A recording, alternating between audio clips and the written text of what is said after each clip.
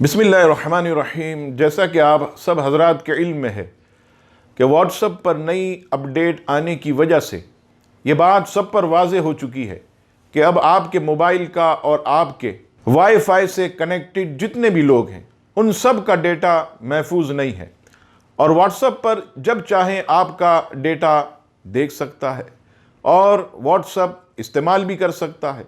इसी तरह इसके साथ साथ आर्टिफिशियल इंटेलिजेंस की मदद से आपकी चैट से ये बात वाज़े हो जाएगी कि किस चीज़ में आप इंटरेस्ट हैं और किस चीज़ में आप इंटरेस्टेड नहीं हैं।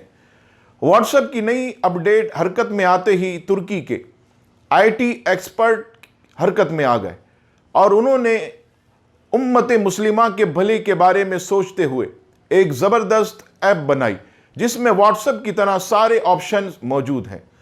इनके बनाते ही आज 17 जनवरी तक इनके 1 करोड़ से ज़्यादा यूज़र्स हो चुके हैं। हम तुर्की की आईटी टीम को खराज तहसीन पेश करते, अल्लाह करीम उनको इसी तरह टेक्नोलॉजी में तरक्कियाँ, उरूज और बुलंदियाँ अता फरमा।